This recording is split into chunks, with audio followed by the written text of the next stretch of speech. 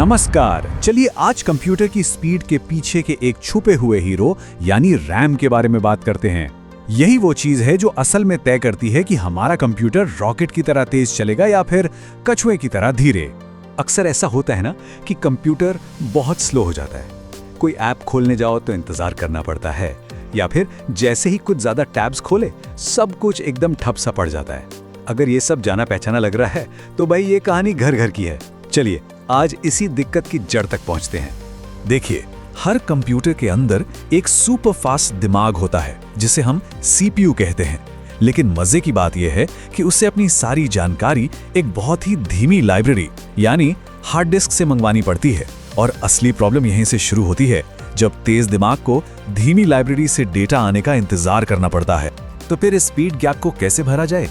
यहीं पर होती है रैम की शानदार एंट्री। ये प्रोसेसर और स्टोरेज के बीच एक सुपर फास्ट पुल की तरह काम करती है। तो रैम आखिर है क्या? इसका पूरा नाम है रैंडम एक्सेस मेमोरी। ये एक बहुत ही तेज लेकिन टेम्पररी मेमोरी है।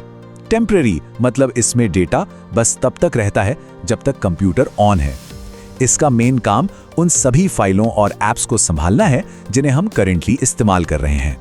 अच्छा, अब ये समझना जरूरी है कि रैम असल में काम करती कैसे है, और इसे समझने के लिए हम एक बहुत ही आसान सा उदाहरण लेंगे। चलिए इसको एक बहुत ही आसान तरीके से समझते हैं। सोचिए, जो हार्ड डिस्क है वो एक बड़ा सा स्टोर रूम या फाइलिंग कैबिनेट है। सारी फाइलें, सारे प्रोग्राम्स सब वहीं पड़े हैं। और रैम है हमारी काम करने वाली डेस्क या टेबल। अब कोई भी काम करना हो तो हम हर बार स्टोर रूम में तो भागेंगे नहीं, है ना। हम जरूरी फाइलें निकाल कर अपनी टेबल पर रख लेते हैं ताकि वो ठीक हमारे सामने हो और हम फटाफट काम कर सकें। तो होता यह है कि जब भी हम कोई प्रोग्राम खोलते हैं तो सीपीयू उस प्रोग्राम की फाइल को स्लो हार्ड डिस्क से निकालकर सुपर फास्ट रैम में यानी हमारी वर्क डेस्क पर रख देता है। अब सीपीयू को जब भी उस फाइल की जरूरत पड़ती है वो सीधे रैम से उठा लेता है। उसे बार बार स्लो हार्ड डिस्क तक जाने की जरूरत ही नहीं पड़ती, और बस इसीलिए सब कुछ इतना तेज और स्मूथ लगता है। इसका मतलब बिल्कुल सीधा है। हमारी काम करने की डेस्क यानी रैम जितनी बड़ी होगी, हम एक साथ उतनी ही ज्यादा फाइलों पर बिना स्लो हुए काम कर पाएंगे। अगर रैम कम है तो कंप्यूटर को बार बार पुरानी फाइलें हटाकर नई फाइलें लानी पड़ती हैं, जिससे पूरा सिस्टम धीमा पड़ जाता है। तो यहाँ सबसे बड़ा सवाल ये उठता है कि आखिर कितनी रैम की जरूरत होती है।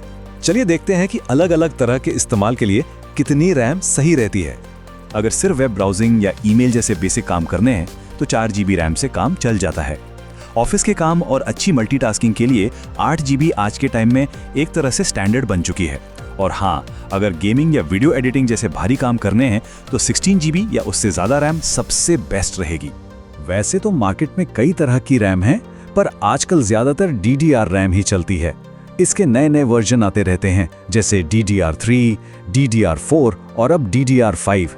बस इतना याद रखिए कि हर नया वर्जन पिछले वाले से ज्यादा तेज और बेहतर होता है। चलिए एक बार फिर से रैम और हार्ड डिस्क के बीच के सबसे बड़े फर्क को समझ लेते हैं ताकि कोई भी कंफ्यूजन ना रहे। सबसे बड़ा अंतर है इनकी याददाश्त का। रैम की याददाश्त टेम्परेरी होती है, मतलब जैसे ही कंप्यूटर बंद किया रैम में जो कुछ भी था सब गायब। दूसरी तरफ हार्ड डिस्क की मेमोरी परमानेंट होती है। कंप्यूटर बंद होने के बाद भी हमारा सारा डेटा उसमें सुरक्षित रहता है।